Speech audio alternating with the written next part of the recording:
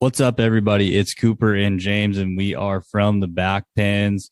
It was an exciting weekend into the regular season for the PBR, both the Velocity Tour and the UTB Tour. I was at the Velocity event in Grand Forks over the weekend on Saturday night, but I caught pretty much most of Billings except for Saturday. I watched Friday night, and I got to watch Sunday too. James, did you get to watch the whole thing, or what did you see? I watched everything but the bucking battle just because it's on CBS and we're on an antenna, and so we barely ever get CBS. How do you not get CBS? That's like you can plug into the wall and get it in most places. I know, but we live down in a holler, and it doesn't want to pick up it'll only pick up certain channels. I gotcha. That's too bad. Yeah, they had a bucking battle in Billings. They had a 3-day event, so there's a lot of points up for grabs. It was a little bit of a different format.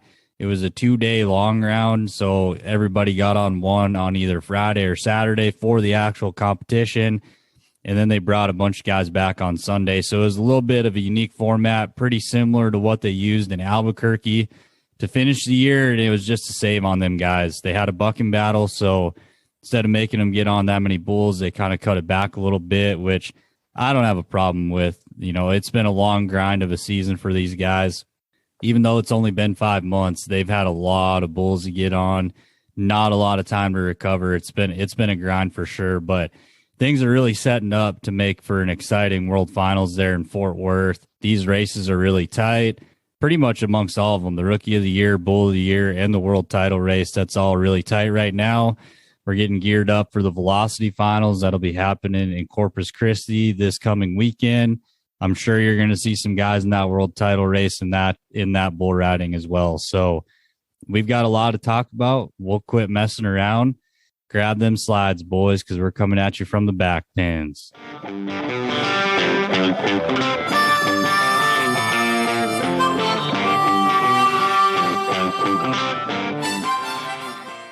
So to kick things off, we'll talk about the 15-15 bucking battle that they had in Billings over the weekend. It was on Saturday. They broadcast it live on CBS yesterday in the afternoon. They rode 3 of 15, and your winner was Manolito de Souza Jr. He was 93.5 on Blue Duck. He earned 59 world points for the effort. And Manolito's a guy, he's just not going to buck off very many of them that go into his hand, and that's what Blue Duck did. All the riders that had qualified rides in the bucking battle were at least 90 points. In second place, Bob Mitchell, 90.25. He rode top shelf from the pages, and he earned 49 world points for his effort. Really good ride from Bob. It's good to see him finding some success. He's had a rough patch here. He's been pretty banged up, but he made a really good ride on Saturday, and I thought that bull could fit him. Bull went into his hand, and Bob just sat up there and did his job like he's supposed to. Luciano De Castro was the last guy to get a qualified ride, and he actually got a re-ride on his original draw. So he came back and got on safety meeting from the re-ride pen. He went 90 on old safety meeting, and safety meeting is just a bull that left-handed guys should really crave at this level. Don't you agree, James? Oh yeah, I think he's one that everybody should get along with at this level to some degree, regardless of which hand you ride with. Just because of the timing that bull has. I'm sure there's a lot more to him than what he looks like. You know, he must have had a really high rider over bull score to get that bull into the 90s, because typically that bull is somewhere between 87 and 89.5 usually. I mean, he can have a 45-point day, but that's not typical with his age and how long he's been around. You're right. They marked safety meeting 43.5, which means they would have marked Luciano 46.5. That's 3 points above the bull. And if you're going to be 3 points above your bull, it doesn't matter what bull you're going to get on. You've got a chance to win. So, yeah, safety meeting, he's one that guys really like. And I'm sure he was really ecstatic when he saw that that's what he was going to get on for his re-ride bull. So that ends the regular season as far as bucking battles and events, and they had a lot of bucking battles this year. There was a whole bunch of them packed into a short amount of time. They are definitely going to play a huge role in this world title race. But let's talk about the actual event in Billings, Montana. It was one of those unique deals where they kind of had an expanded format in round one, and they brought so many guys back on Sunday. And it was a really good weekend of bull riding. They rode quite a few bulls. 20 guys ended up getting a qualified ride. The guy standing on the top of the hill ends up being Dakota Lewis, 265 and a quarter on 3 head. Dakota earned 134 world points. That's his first UTB win in his home state. He's a native Montanan. Really good weekend for Dakota. If you watched him Friday, he gets a re-ride on his first bull, capitalizes on his re-ride bull, and on Sunday rides his long round bull, comes back and drafts Trail of Tears in the short round, gets a re-ride on him. So he ended up being 91 points on Drago, his re-ride bull in the short round for the event win. Really solid weekend for Dakota, James, don't you think? Oh, absolutely. And the story they told on the broadcast was pretty heartwarming and touching as well. You know, his dad was there in the audience, and he pretty much dominated the event as far as, you know, him and Lucas Davino, but we'll get to him in a minute. But Dakota Lewis being right there from Montana and had actually, you know, as a kid sat in the stands with his grandma and said, "Hey, Grandma, can I do that one of these days?" She said, "Yeah, if you work hard enough at it, you can." So it was really, really fitting that he won his first ever event there. And Billings is one of the older events that's still on tour. So I feel like it's more prestigious than some of the other ones that are brand new or whatever to the tour just because of the history. But that's to go to show you that on any given weekend, any one of those guys has the talent and the ability to win. Yeah, absolutely. I mean, anybody can win on any given weekend, like James said. A lot of it comes down to what bulls they draw and how they're feeling mentally, but really awesome for Dakota. And it was also funny on the broadcast. Shouldn't say funny, but interesting little side note that we got from the broadcast as well was Dakota's little boy Hayze told him, "Dad, we gotta get down to the finals in Fort Worth. We got to go to Texas." And Dakota definitely accomplished that over the weekend. So really, really happy for Dakota. Coming in second, the only other guy to ride all 3 bulls, Lucas Davino, 263 and 3/4 on 3 head. He earned 104 world points over the weekend. Really good weekend for Lucas Davino as well. And he picked Juju in the short round, and he put it on him for 92 points. Juju's been a bull that you can be a pile on. He's not one that everybody can ride, but if you do ride him, you're going to be a pile of points. I thought it was a pretty good pick for Lucas. What did you think of Lucas's weekend? I thought, oh boy, here we go. And this time he's not going to slap him. He's going to sit up and do his deal. And he did. He's got real good at raising those eyebrows this year. That might be a sleeper for the World Finals title at this point, as hard as he is coming into the finals. Because there's always somebody that steps up that nobody expects and does phenomenally well at the finals. But, yeah, Lucas did a phenomenal job, rode all his bulls, did everything he could do. You can't ask for anything better than that. Moving on to the third place finisher in Billings, Dalen Swearingen comes in third, 178 on 2 head. Dalen earned 70.5 world points on the weekend.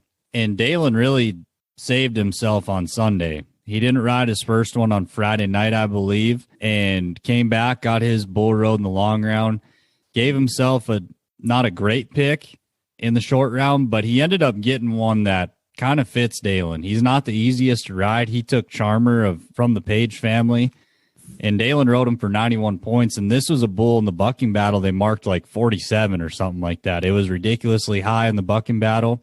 And he made Dalen work for it, but Dalen just gritted it out, gets the job done, and gives himself a decent weekend to end the regular season. Oh, yeah, and he needed it. You were right. You touched on it. I don't remember if you touched on it last week's podcast or if we touched on it privately, but you said, hey, you know, he's due for a good weekend. He needs one to stay relevant in this championship race. And he did it, and I can almost guarantee you that he will be at the Velocity Finals because he goes everything he can possibly put his hand in his rope at that counts towards the world title. So I'm not going to guarantee it, but I'm about as positive as that as anybody can be without actually seeing him on the day sheet, which we won't know until later on this week.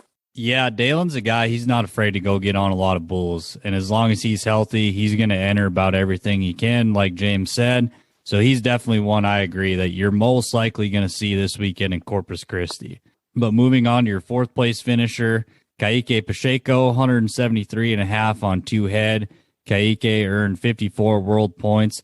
So really those two had good weekends, and JRV just didn't have a very good weekend.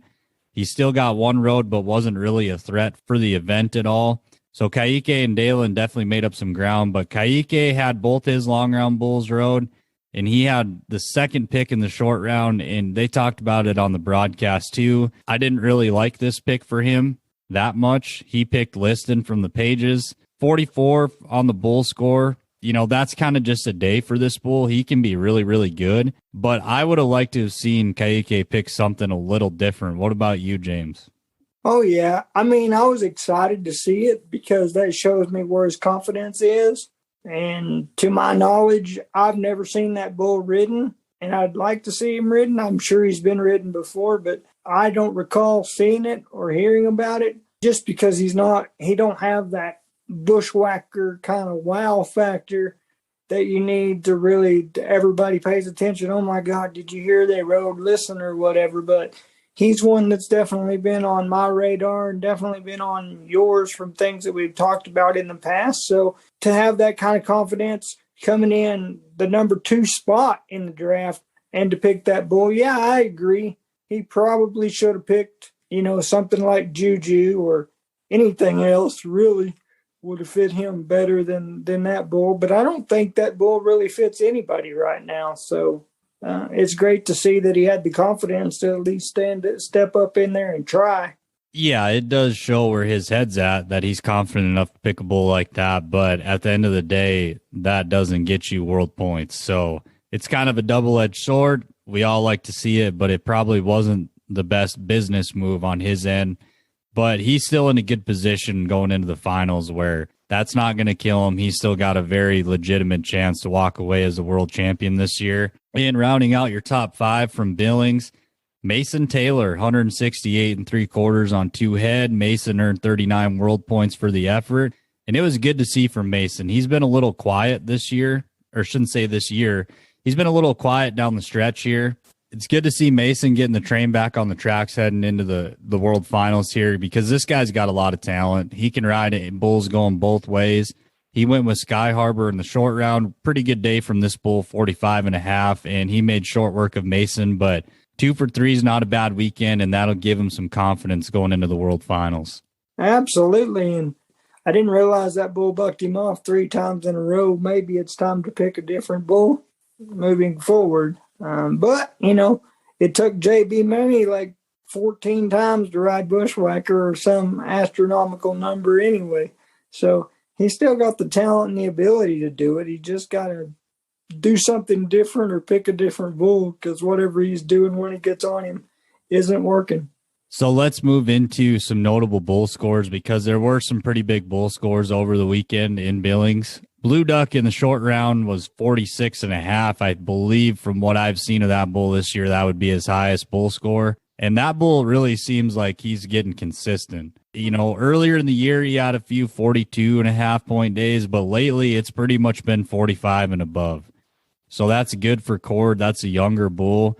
He's one to look at when you're getting out there in the classic rounds down in Fort Worth. Like, he's going to be a serious player down there for sure. Riding solo was 46.25 on Sunday in the championship round, and we'll touch on that a little bit later, but that tied him for Whoopah for bull of the year. They're both tied for first right now. There was also some big-time bull scores in the bucking battle. We'll start with the highest bull score of the weekend.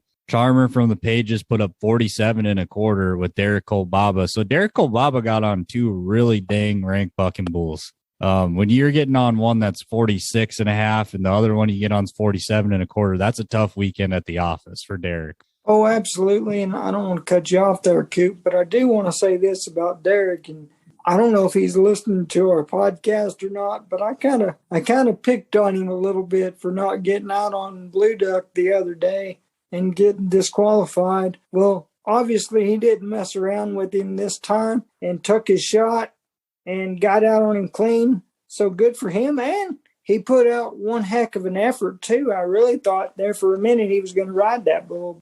Some other notable bull scores in the 15-15, Jag Metal's Grand Theft was 46 and a quarter with Dalton Castle. That's a bull, too, that's really underrated, in my opinion. They don't mark him like he should be all the time, but he's one to watch out for at the finals. He doesn't get rode very much, and he's a big, strong one. You better have your hammer cocked when you nod your head on him. Pookie Hauler had a good day, but not an outstanding day. He was 45 points in the 15-15 bucking battle, and Pookie Hauler is definitely in that Bull of the Year race. So let's go over and look at those standings real quick since we're talking about bull scores. Like we mentioned earlier, Whoopah and Riding Solo are tied right now, both with a 46.29 average. So it's between those two, it's going to come down to the best outs at the finals. So those two are sitting at the top. You got Pookie Hauler in third, 45.79 is his average, so he's about a half a point behind those top two. And there's a three-way tie for third right now between Juju, Jag Metal's Grand Theft, and Moonlight Party. They're all at 45.63. And Blue Duck, he made a move up quite a bit. He's now in seventh, 45.58. So those are kind of the bulls that I would say have probably the best chance to catch him. But it's going to come down to Whoopah and Riding Solo slipping up for any of those bulls to catch them, in my opinion. Just because those bulls, the way they get marked, it's going to take them to slip up and these other bulls from behind them to have outstanding days, not just good days. I don't know how they're going to do it at the finals, but this year, because there was only 6 outs, even if they got re-rides on them and they were in the World Championship race, those scores counted for the world title as far as the bull race goes. And I'm really proud of Cord and everybody for working with Riding Solo. He seemingly got out clean both times this week. And that's something that we don't see often enough, or that bull would be way out in the lead, I feel like, if he had some of his better days and could get out clean. But I don't know about way out in the lead, because Whoopah is just spectacular to watch, but that could play a factor in that world title race. And that's where some of those other bulls that you talked about could make a huge move in the world standings. And also Blue Duck's another one that guys have trouble getting out on, or hitting the chutes or something. Here recently, his last few outs, not so much, but I think the guys are figuring out how to get out on that bull. But some guys still have issues getting out on him, so that'll play a role and effect on that world title race as well. What do you think about Grand Theft and JRV in the championship round? It was surprising, because I'm pretty sure he's rode that bull before. To me, it just really looked like his head wasn't in the game. That's what it looked like to me. You know, it could have been something else. That bull really bucks, too. I'm not taking anything away from the bull, but I did not expect him to get dominated like that. I wasn't sure if he would 100% ride him, but I didn't expect him to get dominated. It really just, to me, looked like JRV wasn't interested. And going to the left, too. Right. That bull's going to go to the left. He's gone to the left basically every time I've seen him from memory, and he's still really hard to ride for a lefty. Like, you're not going to see an average left-handed rider ride him. It's going to take a top-level left-handed rider to get it done on him. But it did shock me, like I've said, just the domination.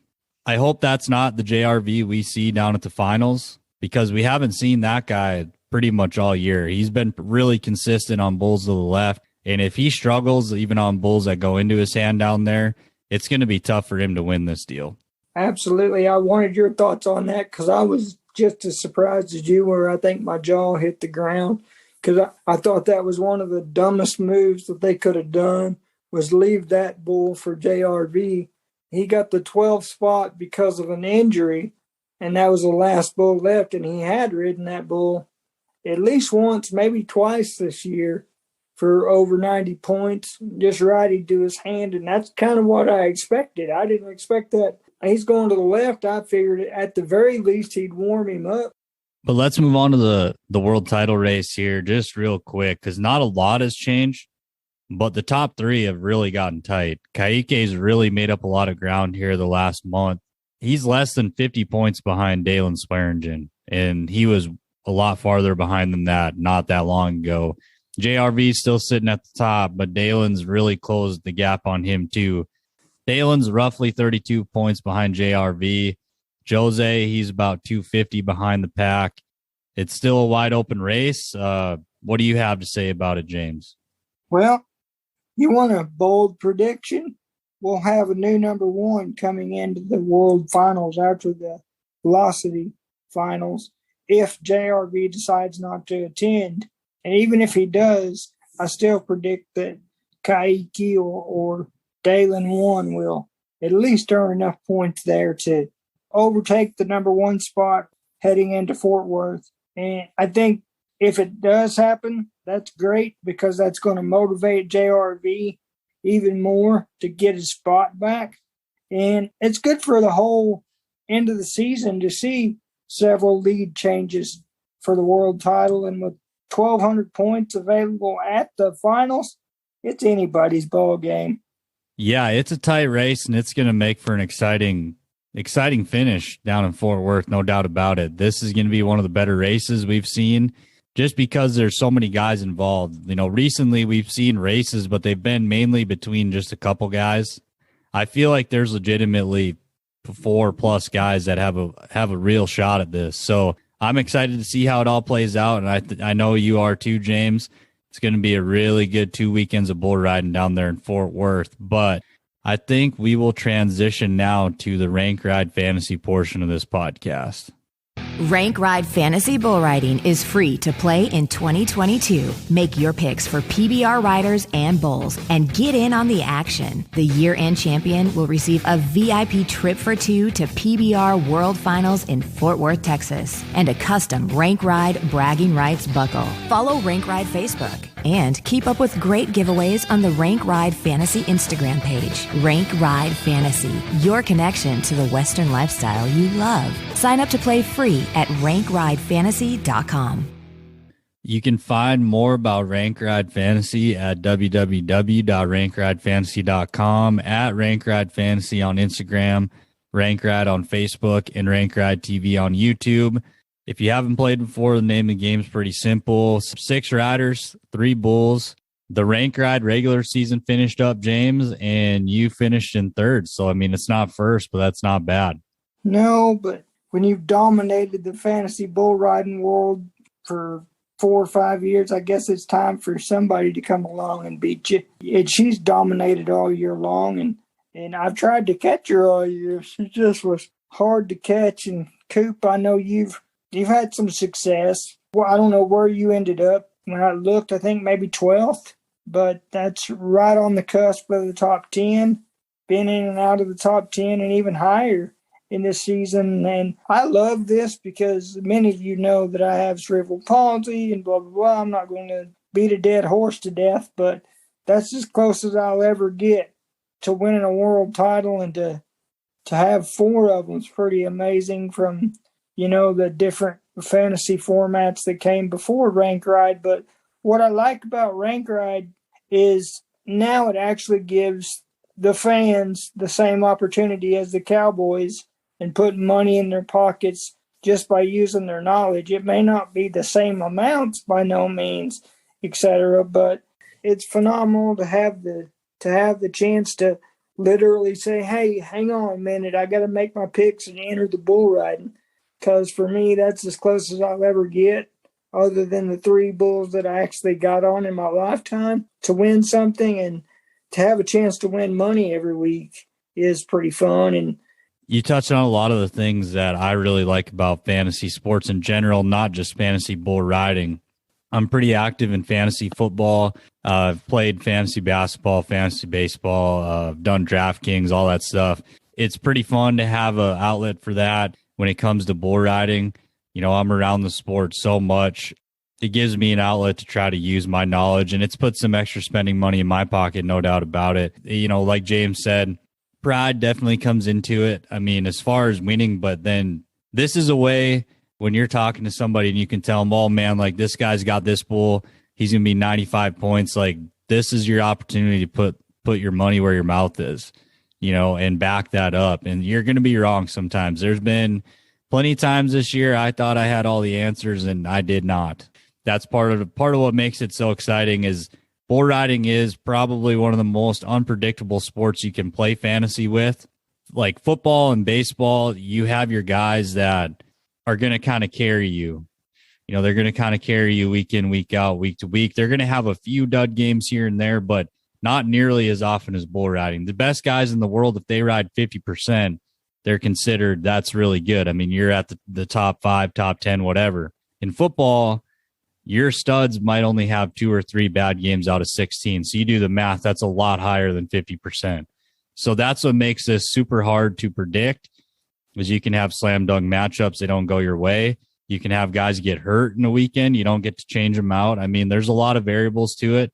It's exciting. I'm really glad there's a platform for this. And I think it's only going to keep growing when people really figure out how exciting and how fun it is. Oh, absolutely. And it's only going to get better from here with each passing year. It's going to grow and continue to grow, I hope, just like the sport, to where, you know, you can literally make a living playing fantasy bull riding at some point. That would just be amazing. I don't know when that'll happen, but I just, in my gut, it's telling me that this is long overdue, and it's amazing. I'm glad the guys stepped up that, you know, created it and put it all together. Even using the analytics just off this particular weekend, those really, really, really high percentage chances of getting a bulls road, none of them, I don't think, made the whistle, that had like over a 50% chance of riding their bulls according to the analytics of the game, which goes to show you that it's anybody's ball game any weekend, just like an actual bull riding. Yeah, absolutely. That's definitely a positive, and a good thing about Rank Ride is it can definitely add to the fans' experience as far as making them feel like they're involved with the show and they're competing alongside their favorite human and animal athletes, for sure. But we're going to cut the Rank Ride segment a little short today because we had the opportunity to get the big winner from Billings, Montana on the show here today, guys. We are going to have a short segment with Dakota Lewis. We appreciated him taking time out of his day to join us, and I hope you guys enjoy it. We've got a special guest on today, the big winner from Billings, Dakota Lewis. Dakota, how's it going? How's the drive home after a big win like that? Oh, not too bad. Nice weather out, so just cruising along. How far is your place from Billings? What is it, 5-6 hours? It's about 6 hours, yep. So let's talk about the big win. You get your first UTB win over the weekend. How did that feel happening in your home state? It's something that I've worked throughout my whole career to make happen, and for it to finally all come together. Couldn't think of a better place to win my first UTB. It wasn't an easy one either. You had to get on a lot of re-ride bulls too. Is that something as a bull rider that do you find more difficult, or do you kind of like getting one out of the way and getting the blood flowing? I don't have a preference, I guess, if I got a good one, and that's really where it's at. But the less re-rides, the better. So when it works out, it's always good. But otherwise, shoot, a guy would just rather not have to get on too many when you don't really need to. Kind of speaking of getting on a lot, how have you been feeling in this shorter condensed season? Has your body been holding up all right? Do you like this better, or would you like an extended season with more break time? It's definitely up the game. I feel like everybody's definitely had to want to win every time because of how short the season is. So the points and stuff are pretty crucial. And I've had some good weekends, and then I've had some not as good weekends. So I'm just taking all how it comes. With finals coming up, it's no better time for me, really. Heck yeah, it's a good time to be hot. So on the broadcast, they talked about Hayze was telling you had to make it to Texas. That feel pretty good to cash in on that promise you made to him? Oh, yeah, for sure. Yeah, no, I actually got to talk to him this morning before school. He wasn't too excited about school, and I told him he only got to go for a couple more days to change his attitude. Do you have plans to ride in the Velocity Finals this coming weekend?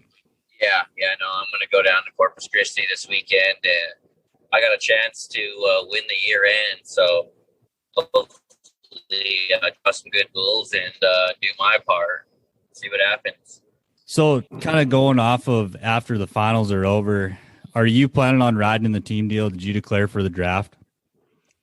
Yeah, no, I am. I just declared for the draft the other day, and I'm excited about the whole new series of teams and stuff. So I think it's going to be exciting.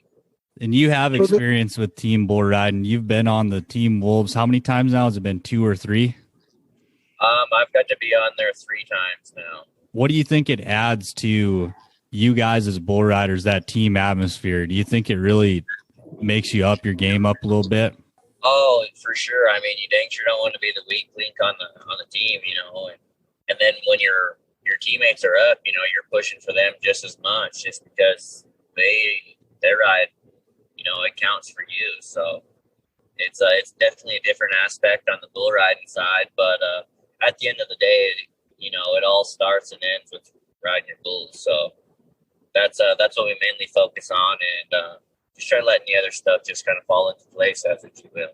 Yeah, I was just curious as far as like how the whole, for those that don't know, because I really don't know because I haven't followed it as much, but like how does one declare for the draft and all that good stuff? You have to, I guess, fill out a paper that has you declaring that you're going to be eligible to ride at these events for a certain team if you get picked by a certain team on the draft day, which is the day after the PBR World Finals. And the teams, I believe, are going to take 7 guys per team. So hopefully do some good here in the next couple of weeks. And yeah, did you end up going to the combine as well, Dakota? What was that, back in March? I think they had that. No, I had to take care of some cows there at the house, and I had my son, so we didn't make it down to the combine. But I had a lot of buddies that were down there. They liked a lot of stuff that was going on, so it sounded like it was a great time. So speaking of cows, yeah, you're a rancher back home when you're in Montana. So you obviously came from a cowboy rodeo background. Yes, sir. What was your path that led you to bull riding? I grew up on a ranch outside of in between East Glacier and Browning, Montana, my entire life, and we've always had horses, and we've had a little bit of cows here and there, and there was always work that we done, but we always rodeoed. My mom, she rodeoed. My dad, he rodeoed. My grandpas, they all rodeoed. I think I'm like a 5th generation cowboy, and it's just been a way of life for us. And my dad, he rode bulls, and he had a lot of luck in everywhere we went. So growing up, I really thought he was the superhero of bull riding, really. And I watched him from the time that I remember, and once I was capable of doing it myself, and got that winning feeling in my blood and stuff. It just took off from there. I really never pictured myself doing anything else besides being a cowboy and riding bulls or roping or whatever you have with the Western way of life. So I've definitely had a blessed road for sure. Did you play any sports in high school, or was it all just rodeo? I played quite a bit of sports up until my sophomore year. I wrestled quite a bit growing up. Played basketball, ran track, played football in my younger years. But, rodeo was always a priority. And if there was a rodeo during any of the games, I was going to be at the rodeo. And sometimes my coaches didn't like that, but it's pretty cool now to have some of them come up to me and, tell me some encouraging words and just kind of give a sense of pride back. It's been fun for sure. Yeah, speaking of that, where you get that kind of community pride. So you're not from a very populated area. Do you really feel like that area really does take a lot of pride in what you're doing and kind of representing them as a whole? Oh, for sure. And not only my own, where I grew up, my own hometown, but all of the nation of the Native American people, just, the support that I've gotten through the INFR rodeos growing up, and meeting all the people across the United States, and then for me to be on the PBR level and to start having success I mean, the support system I'm truly thankful for. And, it was awesome in Billings, that's for sure. I mean, I couldn't hear nothing. Everyone was yelling so loud, and I was loving every bit of it.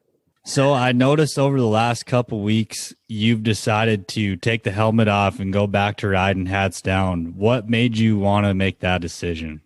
I don't know. It was just kind of a crazy deal. I was waiting for my bull there in Tacoma the second day, and it was really hot in there that day or something. And I had 3 or 4 ahead of me, and I just started getting way too hot. So I'd take it off, kind of take a couple deep breaths, give me a drink of water, put my hat on, and pretty soon there was 2 ahead of me. And I was like, well, shoot, this feels a lot better. And I've been on enough with my hat. I think today's the day for a hat, because that helmet right now is just ain't making me feel too good. I don't know.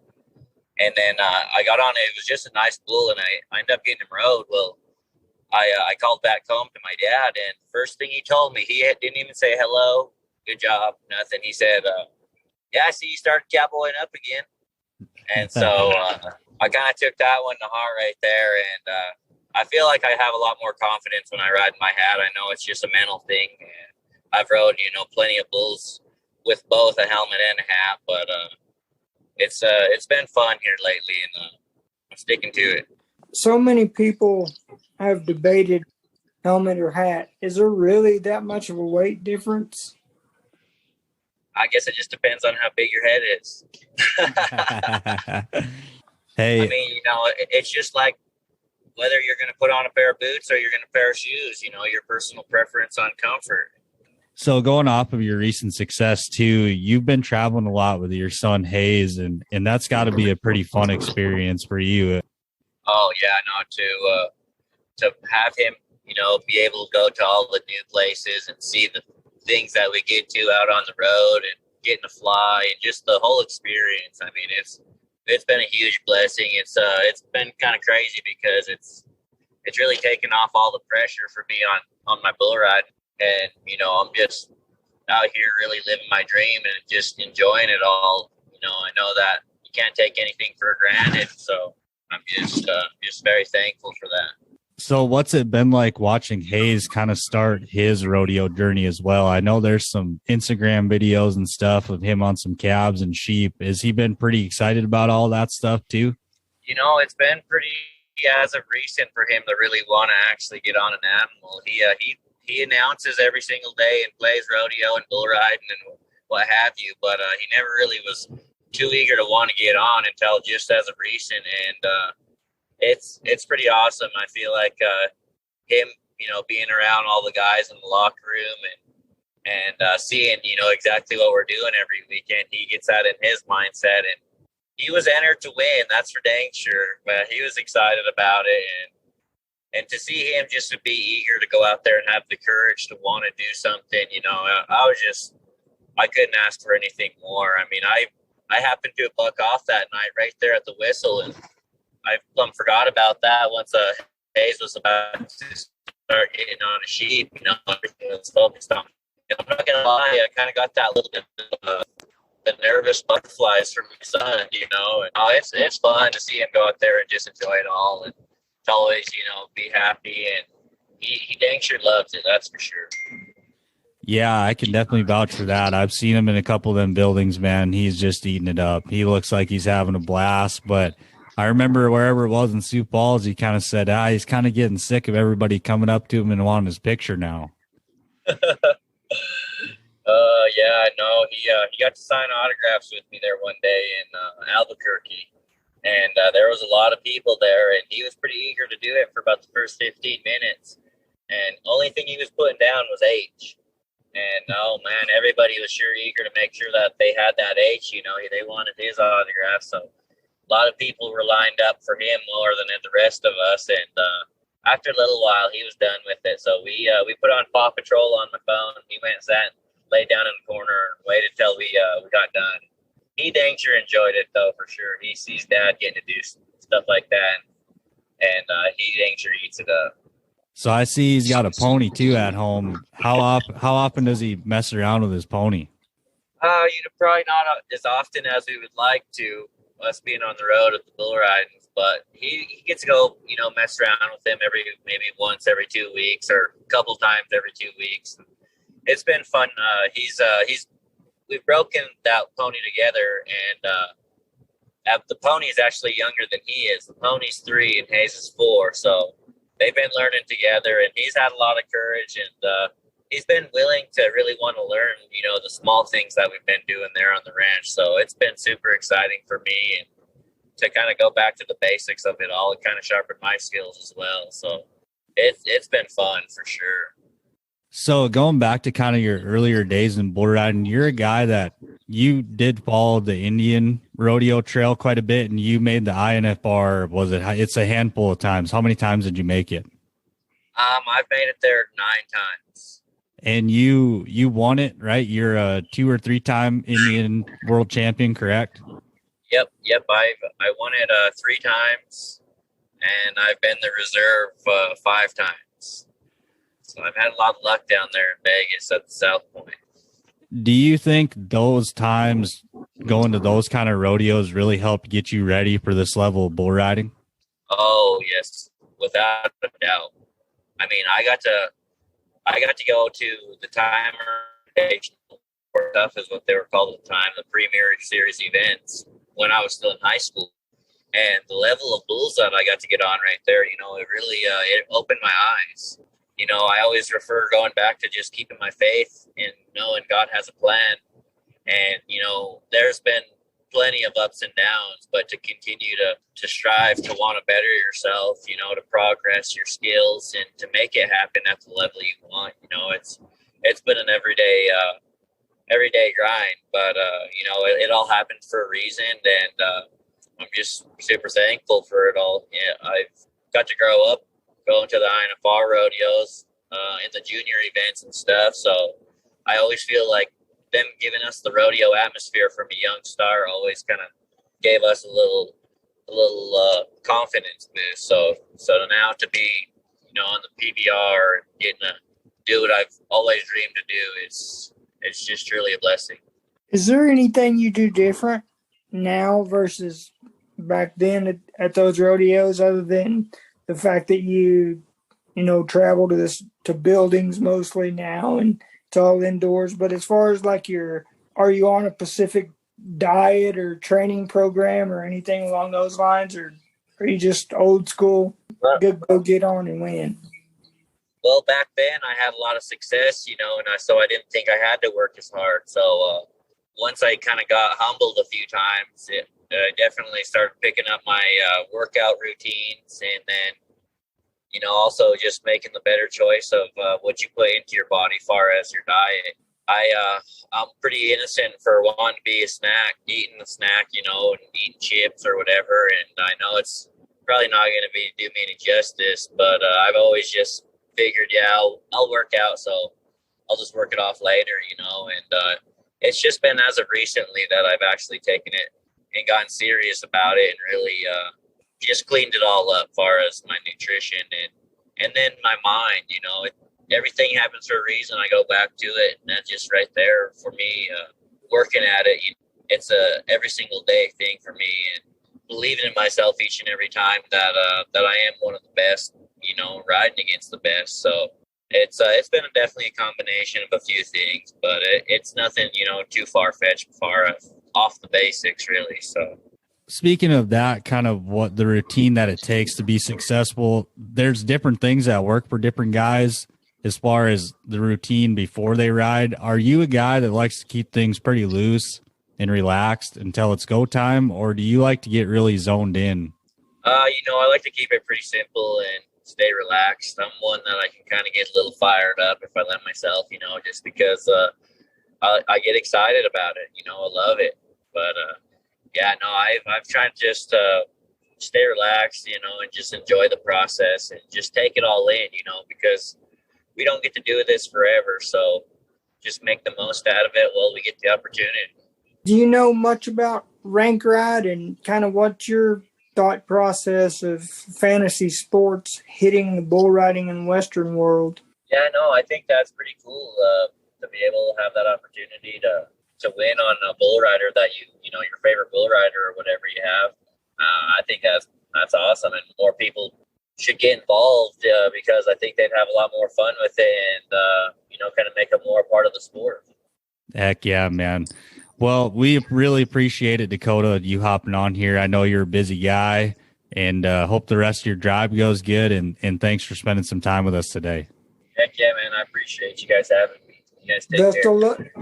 Best of luck in Corpus Christi, and spur 3 more. Yes, sir. I appreciate it. It sure was fun having Dakota on. It was awesome to get him after his big win in Billings. You're not going to meet a nicer guy, more humble guy, and just he shows a lot of grit in the arena. And all these guys do, but there's some that stand out, and to me, Dakota's one of those guys. James, do you have any closing thoughts before we get out of here? Oh, absolutely. I always got thoughts on something, Coop. You know that. But just thank everybody for listening, and just any feedback is more than welcome anytime. And always remember that every day is a gift from God, and what you do with it, quite simply and honestly, that's your gift back to Him. God bless. Coop, the floor is yours, buddy. Back at you, James. It's been a fun season for sure in rank ride and PBR. There's been a lot of cool things that have happened within the PBR, and of course they've got their team draft that's going to be happening here in a couple weeks. I'm really excited for that, and I definitely think we'll end up doing some content on that. That's going to be a really cool thing. And like James said, don't be afraid to reach out to us for feedback on the podcast, or even if you just have general questions about bull riding, rank ride, anything. We'll help you out with anything, or tell us what we're doing good or bad with the podcast. We're always open to feedback, guys. You can find us at From the Backpens on Instagram, From the Backpens on Facebook, From the Backpens on YouTube, and my email is Cooper, COOPER, From the Backpens @gmail.com. You can find more about Rank Ride Fantasy at www.rankridefantasy.com, at Rank Ride Fantasy on Instagram, Rank Ride on Facebook, and Rank Ride TV on YouTube. It's been a fun season, guys, and we're going to keep putting out content for you through the finals and stuff like that. I know I'll be pretty busy during the actual world finals. I leave for those this Sunday, actually. We'll have to figure out exactly what my schedule will be like and how much and what kind of content we can give you, but we'll try to do as much as we can during the finals. And until next time, guys, you have a great one, and come back and visit us again from the Backpens.